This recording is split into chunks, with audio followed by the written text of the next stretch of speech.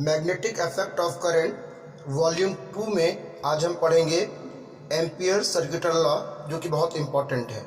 इसको हम बोलेंगे एम्पियर का परपथीय नियम।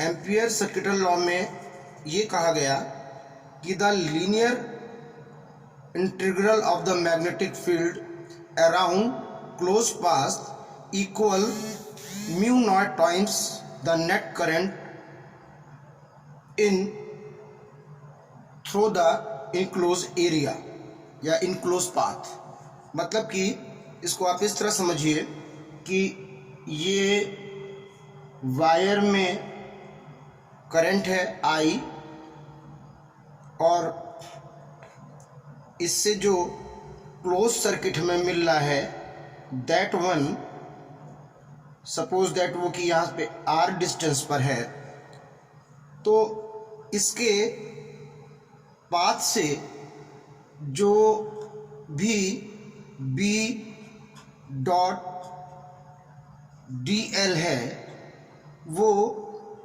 म्यू नॉट टाइम्स होगा जो करंट वहाँ पर फ्लो कर रही है। यहाँ पर ये हमने लिया है एक स्मॉल पार्ट DL, और ये हमने यहाँ पर B की डायरेक्शन भी ली है।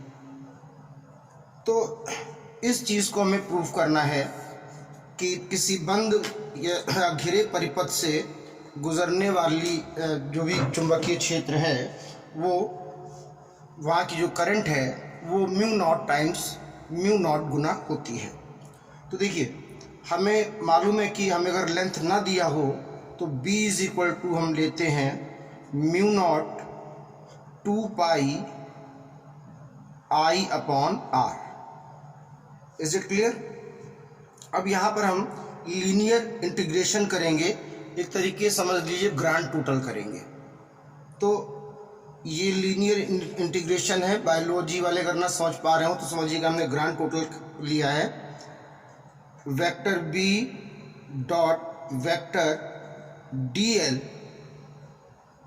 तो यहाँ पर जब हम इसे इंटीग्रेट करेंगे तो हमारे पास सिंपली जो यहाँ पर आएगा वो आएगा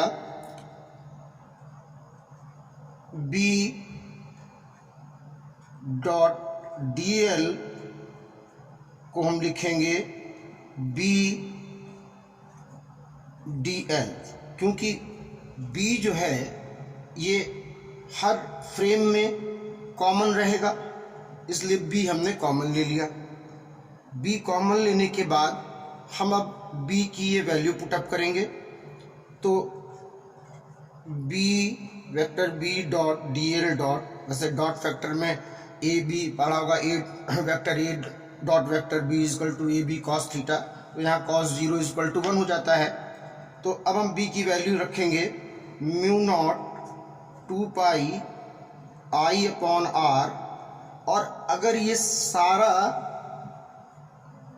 पाथ ऐड कर दिया जाए तो ये सरकमफ्रेंस परिधि बनेगा टोटल। अगर ग्रांड टोटल करें तो ये पूरा हम क्या लिख सकते हैं यहाँ पर 2 पाई R। जस्ट सिंपल सी बात है कि आपने पूरा, अगर ये तो एक पार्ट के लिए लिया था आपने, जब पूरे को आप ग्रांड टोटल कर रहे हो तो ये आपको सरकमफ्रेंस परिधि के बराबर मिलेगा, इसीलिए इसको मैंने 2 पाई R लिख दिया। अब देखिए 2 पाई R कैंसिल हो गया और आपके पास एम्पियर सर्किटल लॉ आ गया कि linear integration vector B dot D vector DL is equal to mu naught I। ये आपका एम्पियर का परिपथीय नियम है। Is it clear? तो ये एक तरीके से हर पार्ट को अलग अलग करके ग्रांड टोटल किया गया। B सब में एक जैसा मिलेगा कॉमन, तो B को कॉमन ले लिया। अब जो ग्रांड टोटल होगा वो DL का होगा, और वो ग्रांड टोटल होने के बाद आप जानते हो वो सरकमफ्रेंस परिधि के बराबर आएगा। तो ये हमारा एम्पियर लॉ था। अब हमें जो यहाँ पर पढ़ना और समझना है वो ये है कि application of ampere law, ampere के परिपथीय नियम के अनुप्रयोग क्या है, एप्लीकेशंस क्या है। तो उसके लिए देखिए आपको मैं बताने जा रहा हूँ। तो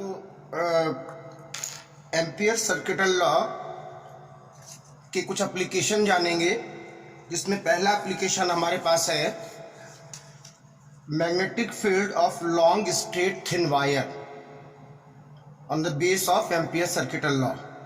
मतलब कि एक पतले वायर में मैग्नेटिक फील्ड निकालना है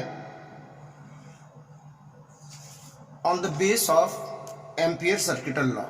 तो ये हमारा वायर है जिसमें मैंने ये क्लोज सर्किट लिया है जैसे कि पहले लिया था, और ये हमने DL लिया है, ये वेक्टर B है, वहाँ पर मैग्नेटिक फील्ड है। तो देखिए ये सिंपल है कि हम वही काम फिर करने जा रहे हैं, linear integration B vector B dot vector DL, जो कि आपको याद होगा कैसे आएगा, डॉट प्रोडक्ट में कॉस आता है और यहाँ पर कॉस 0 है, इसलिए कॉस 0 1 हो जाएगा। तो आपको इतनी ज़रूरत भी नहीं है। आप जब इसको इंटीग्रेट करेंगे, यानी कि आप इसका लीनियर इंटीग्रेशन करेंगे, मतलब कि आप ग्रांड टोटल निकालेंगे, तो आपके पास हर एक पार्ट पर B सेम आएगा जो कि कॉमन आ जाएगा, और हर बार जो ग्रांड टोटल होगा वो DL का होगा। और आप जानते हो ये सारे DL मिलकर सरकमफ्रेंस परिधि के बराबर हो जाएंगे। तो आप यहाँ पर लिख सकते हो B 2 pi R। Is it clear? B 2 pi R according two ampere circuital law. अभी हम लोगों ने प्रूफ किया था कि जो B डॉट DL है उसकी वैल्यू कितनी होती है।